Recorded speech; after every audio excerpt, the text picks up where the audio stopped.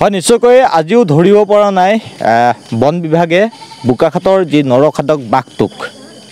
আমি এই কাৰণেই কৈছোঁ যে 3 দিনৰ পূৰ্বে এজন ব্যক্তিক আহত কৰিছিলে বোকাখাটৰ যি জুগনীয়া, সেই জুগনীয়া মথাউৰিৰ ওপৰত সেই নৰখাদক যিটো বাঘ, সেই বাঘটোক কিন্তু আজিৰ তাৰিখতো বন বিভাগেই হওক বা অন্যান্য যিসমূহ বিভাগ আছে, আৰক্ষী বিভাগেই হওক, তেওঁলোকে কিন্তু ধৰিব পৰা নাই। আৰু বিশেষকৈ ৰাইজক সুৰক্ষা দিয়াত আচলতে এই মুহূৰ্তত কিমান সফল হৈছে বন বিভাগ, আমি সমগ্ৰ পৰিৱেশটো দিছোঁ এই মুহূৰ্তত দেখুৱাই আছোঁ আমি যে এয়া হৈছে বোকাখাটৰ যি জুগনীয়া মথাউৰি, সেই জুগনীয়া মথাউৰি আৰু জুগনীয়া মথাউৰিৰ ওপৰত এনেদৰে কিন্তু এই সময়তো গৰু ছাগলীৰ সৈতে এনেদৰে সহাৱস্থান কৰিছে ৰাইজে। আৰু তাৰ পিছতো কিন্তু ইয়াৰ কাষতে থকা যিটো জলাশয়, সেই জলাশয়ে হওক বা ইয়াৰ কাষৰ যি বিল, সেই বিলত কিন্তু এই মুহূৰ্ততো দেখা পোৱা গৈছে যে সেই বাঘটো আছে বুলি ৰাইজে কিন্তু শংকা প্ৰকাশ কৰা পৰিলক্ষিত হৈছে। বন বিভাগৰ লোক এই মথাউৰিটোৰ ওপৰত এই মুহূৰ্ততো আছে, কিন্তু কিমান দূৰ তেওঁলোকে সুৰক্ষা দিছে এই ৰাইজক সেয়া কিন্তু এই মুহূৰ্ততো স্পষ্ট হোৱা নাই। আৰু বিশেষকৈ ৰাইজ তস্তমান হৈ আছে যে এই যিটো বাঘ, সেই বাঘটোক লৈ পেলাই কিন্তু ৰাইজ তস্তমান হৈ থকা পৰিলক্ষিত হৈছে, কিয়নো যিকোনো মুহূৰ্ততে আচলতে এই বানৰ যি কবল, সেই বানৰ কবলৰ পৰা এই বাঘটো এই মথাউৰিলৈ উঠি আহিব পাৰে। এজন ব্যক্তি আছে, স্থানীয় ব্যক্তি, আমি তেওঁৰ পৰা জানিবলৈ চেষ্টা কৰিম। কি ক'ব আছিলে বাঘটো 3 দিন ধৰি ইয়াতে এজন ব্যক্তি 3 দিন ধৰি ইয়াতে বাঘটো সোমাই আছে, কিন্তু আজি প্ৰশাসনে মানে বন বিভাগৰ মানুহখিনি আজি এই আমাৰ এইখিনিতে ধৰি পেলাই আমাক সুৰক্ষা দি আছে। আৰু তেওঁবিলাকে এটা কথা কৈছে, তেওঁবিলাকে উলিয়াই নিব পৰা ব্যৱস্থাটো মানে পোৱা নাই।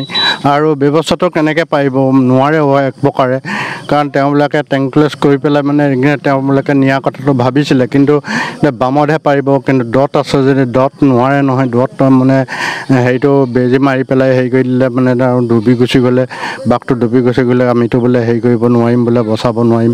আমাক কিছুমান কথা তেওঁবিলাকেও বুজাই পেলাই কৈছে কথাবিলাক দেই, আমি সেইটো হেৰিয়াত আছোঁ। আৰু আজি 3 দিন ধৰি পেলাই তেওঁবিলাকে আমাৰ এইখিনিতে আছে, আশ্ৰয় লৈ পেলাই এই আমাক মানে সুৰক্ষা দি আছে। আৰু আমাৰ লগতে আলোচনা আমিও 12টা 1 বজালৈকে আমিও বহি পেলাই ইয়াতে ৰাইজ শংকাত আছে, লগতে মানে ৰাইজ শংকাত আছে, শংকাত আছে। কিন্তু তেওঁবিলাকে হেৰিয়াতে আমিও মানে আছোঁ বাৰু, তেওঁবিলাকৰ সাহসতে আমিও আছোঁ, তেওঁবিলাকে ৰখি আছে আমাক, আৰু কোনো এটা বিপদ বিঘিনি হ'বলৈ দিয়া নাই বাৰু। কি ক'ব আচলতে বন বিভাগে বাঘটোক লৈ যোৱাৰ ক্ষেত্ৰত ক্ষিপ্ৰতাৰে ব্যৱস্থা লৈছে? নাই লোৱা বাৰু, সেইটো নাই লোৱা বাৰু। তেওঁবিলাকে ল'বলৈ, সেইটোৱেতো ল'বলৈ এতিয়া তেওঁবিলাকে মানে কোনো বিমূৰত পৰি আছে, আৰু বস্তুটো দেখা নাইকিয়া কাৰণে তেওঁবিলাকে কিবা এটা হেৰি কৰি পেলাই মানে হেৰি হৈছে।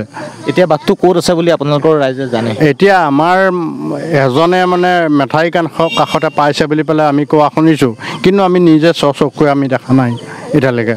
মানে বাঘটো এই অঞ্চলতে আছে? এই অঞ্চলতে আছে বুলি পেলাই এতিয়া ৰাইজক কিছুমান এতিয়া বাঁহ কাটি পেলাই হেৰি বহুত মানে হাবি চাবি ভাঙি পেলাইও আজিলৈ এতিয়া বাঘটো উলিয়াব নোৱাৰিলে বাৰু, নোলালে। এতিয়া হয়নে নহয়নে কোনো সেইটোও নিশ্চয় এটা নাই। নিশ্চয়কৈ আচলতে ৰাইজ শংকাত ভোগা পৰিলক্ষিত হৈছে। আৰু এই মুহূৰ্তত মই আপোনালোকৰ কাষলৈ আহিছোঁ, কেইগৰাকীমান মহিলা আছে, আপুনি কৈ আছিলে ন? আপুনি আছিলে, বাঘটোৰ ক্ষেত্ৰত কি ক'ব? বাঘৰ কথা কি ক'ম এতিয়া, বাঘে আৰু সেইদিনা যিখন মানুহজন মাৰিছে, আমি গৈছোঁ বচাবলৈ, মানুহজনে এনেকৈ ধৰি পেলাই এনেকৈ পেলাই থৈছে, গোটেই তেজ, তাৰপৰা গামোচা গেঞ্জি ফালি পেলাই বান্ধিছে, বান্ধি পেলাই গাড়ী বিচাৰিছে, গাড়ী বিচাৰি তেনেকুৱা গাড়ী নাই যেনিবা। এই চৰগী মানুহ এজন আহিছিলে গাখীৰ নিবলৈ, প্ৰশাসনে কি ব্যৱস্থা? প্ৰশাসনে একদম পুৰা কৰিছে দেই, একদম ক'ব লাগিব দেই। আমাৰ ঈশ্বৰত তাৰমানে তেওঁলোকে কৰি আছে ৰাতি দিন।